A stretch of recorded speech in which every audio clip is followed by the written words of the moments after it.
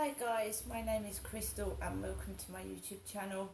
Welcome old subscribers, welcome new. If you like my videos, please do press the like button and please do subscribe. Alexa, what's the time please? It's 8:41 a.m. It's 8:41 a.m. on a Sunday morning.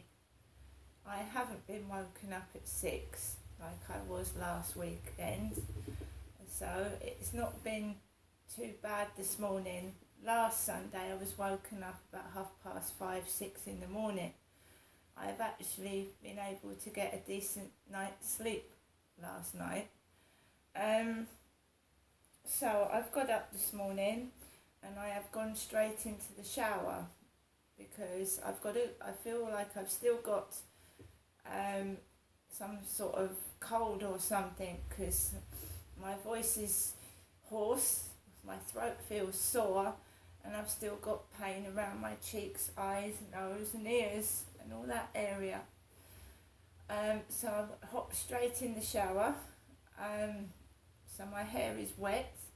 I've had a nice shower and I've made myself a cup of coffee. I am by myself in my flat with my chihuahua. Last night I had a message on WhatsApp near 8 o'clock in the evening, and it was my son. He said, could I meet him at Rochester railway station at 8 o'clock in the evening? And I just that minute got back in the flats with Max on his lead.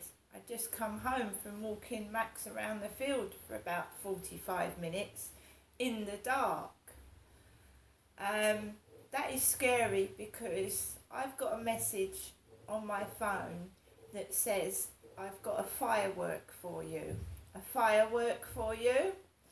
And do you remember that time that I told you I walked around the field, came home, and a firework came out of nowhere? And I don't know whether it landed near the shops or further down. I had a message for somebody saying they had a firework for me. And it was an innuendo, like their penis, but in fact I had a firework land in the vicinity of where I was walking.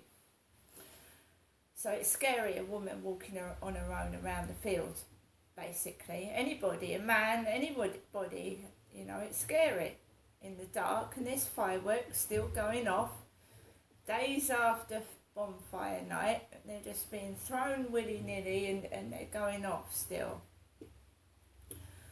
So I went out by myself and the dogs downstairs were barking again. Every time someone walked past near that old lady that I spoke to that old lady down there, and there was dogs barking their heads off every time someone walked past.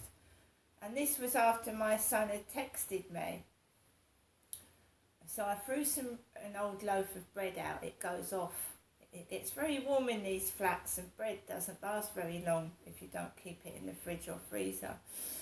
So I threw a loaf of bread out that had gone off, walked up to the railway station, and there was a couple of young ladies, very pretty young ladies, either going home or waiting for a train. And one of them had PVC trousers on like I've worn in videos. And then a woman and a man walked past with two dogs, and they came into the railway station nearly. So they were sniffing around the railway station. This couple walked two dogs and they came in and out. Then another couple of young ladies came in, and then a coloured man with a beanie hat on. And I had a pink beanie hat on to start with. It's cold and my ears and face hurt. I don't care what I look like. I dress for comfort when I've got pain. And I've been having excruciating pain lately. So I had a pink beanie hat on. And this coloured man walks through the barriers, because the barriers are wide open. They're open. No ticket, just goes through the barriers. And he's dressed like me. I wait for my son. Eventually my son comes down and he's built like the Hulk. My son is massive, he's a bodybuilder, so it's like one of the Marvel superheroes coming down the railway station. He's built like a muscle man, you know.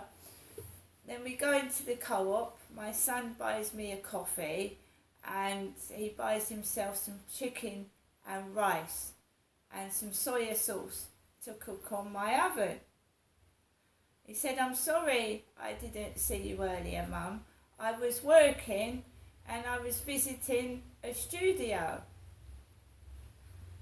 So that guy that told me off for filming his car and I wasn't filming his car looks similar to the chap that my son was talking to earlier on in the day. Because I've met that man myself, the other man. So we went into the co-op and this group of lads come in, teenagers. I'm 54, my son's in his 20s. So these guys, late teenagers, early 20s, come in and apparently said that my son was hench, you know, fit, hench. I walked down the road with my son. My son came into my flat and he said, "Mum, you know, I need to help you. You need help cleaning the flat. You need help with it." I'm in constant pain. You know, some people with chronic pain don't get out of bed at all and their flat is a mess. I suffer from excruciating pain every day. And it's brought on by stress, it's brought on by the weather conditions. Sometimes I can't wash up for days. But then if you look up chronic pain and atypical facial pain, trigeminal neuralgia, you will see that other people suffer with it. It's called the suicide disease. It can be so painful you can't do anything but lie on the floor screaming. So, you know, that is the reason why I find it difficult to clean, wash up, do everyday things. And stress makes it worse. Told you. So my son cooked his chicken. We were watching Celebrity Jungle, Get Me Out of Here with Matt Hancock and the crew. And he's been given every challenge, hasn't he? Because, I mean, he's the MP, he's a politician, he shouldn't really be in there, he should be looking after his constituents. And what is he getting, £400,000 for being in there? It's a joke. So I'm watching that, where they get paint shot in their face. Some of these things are dangerous, they could ruin someone's eyesight. You know, telling me I don't know what I'm doing and I can't look after myself. Do you think firing paint in someone's face and maybe, you know, I get my place is untidy, but do you think eating animals' genitals is hygienic? Do you think the jungle's hygienic? Do you think how those people are living is hygienic? So before you come